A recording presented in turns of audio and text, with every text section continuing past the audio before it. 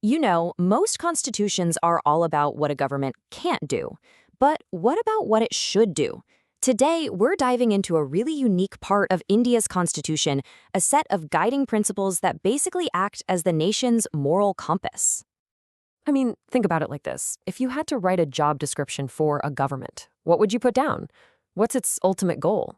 Sure, maintaining order is part of it, but what should it really be striving for its people? Well, the folks who framed India's constitution had some pretty clear ideas on this.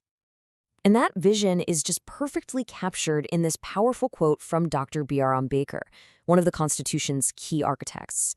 He called these guiding ideas the conscience of the Constitution. So what exactly is this constitutional conscience?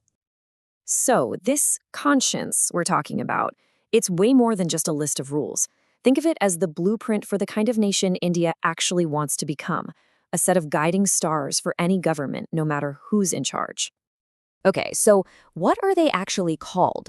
They're the Directive Principles of State Policy, or DPSPs for short. You'll find them in Part 4 of the Constitution, and their main job, their core mission, is to push the government toward building what's called a welfare state, basically a society that's focused on justice and fairness for everyone. So these principles, which were inspired by the Irish Constitution, are seen as this kind of roadmap for how to govern. But here's the twist, and it's a big one. They are not enforceable by courts. That's right. You can't actually sue the government for failing to follow one, and that paradox is absolutely key to understanding how they work. So, how is this huge vision organized? Well, it's broken down into three main categories, or pillars, and each one has a totally different focus for building the nation. First step, we've got the pillar built on socialistic principles. Now, don't get hung up on the word socialistic. This isn't about one specific political party's platform, but about the bigger idea of creating a society with more social and economic equality. So what does that look like in real life? Well, it means tackling inequality by making sure people have things like a way to earn a living, equal pay for equal work, free legal help for those who can't afford it, the real building blocks of a welfare state. All right, next up, the second pillar. This one draws its inspiration directly from the ideals of Mahatma Gandhi, and it's all about empowerment from the ground up. The whole idea here is grassroots development.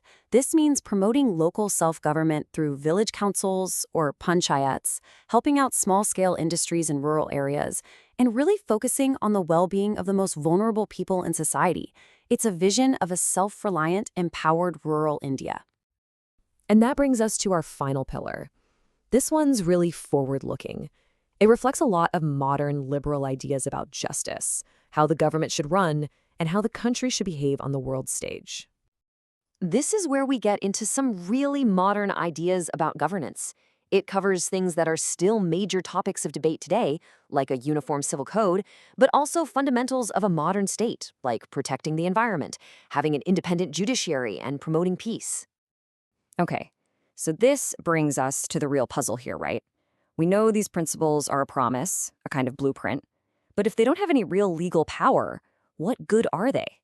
Let's dig into that. And I mean, this is the million-dollar question, isn't it? If these are just well-meaning guidelines that you can't enforce in a courtroom, what's to stop a government from just, ignoring them completely? Do they have any real teeth? Well, the answer really lies in understanding that the Constitution creates two totally different kinds of duties for the government. And the key difference, the whole shebang, comes down to one word: enforceability. So on one side, you have your fundamental rights. These are legally enforceable. You can think of them as negative obligations. They tell the state what it can't do, like it can't take away your freedom of speech. But on the other side, you have the directive principles. These are positive obligations. They tell the state what it should do, like provide education or make sure people have fair wages. So how do we square this circle? Well, the Supreme Court of India stepped in and gave us the answer. It ruled that these two things aren't fighting each other. They're complementary. They complete each other.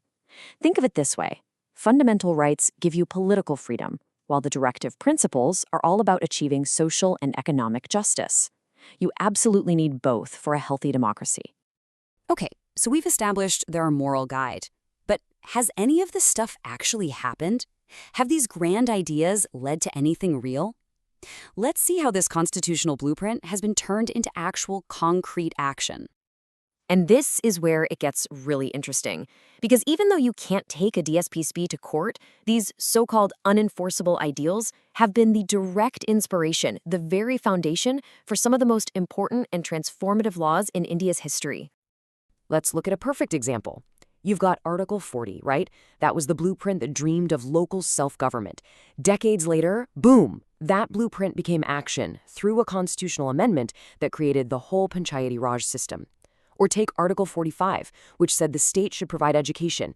That idea eventually grew into the Right to Education Act, which turned a hopeful ideal into a legally enforceable fundamental right. And believe me, the list just keeps going. Major laws to protect the environment, maternity benefits for working mothers, the world's largest rural employment program, school lunch programs, food security for the poor. Every single one of these can trace its roots back to the vision laid out in the directive principles.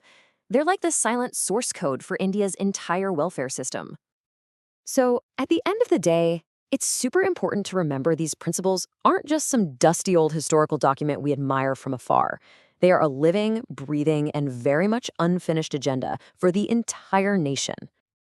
Even today, they're that moral force, that compass, guiding policies on everything from modern problems like digital inclusion and climate change to the timeless goals of ending poverty and improving public health. They're still the benchmark we use to measure how well any government is doing its job. And that really leaves us with a huge question, doesn't it? When you look at all these goals, from a uniform civil code to protecting the planet, you have to wonder, which of these directives is going to be the next one to go from a blueprint to a reality? Which one will define India's next chapter?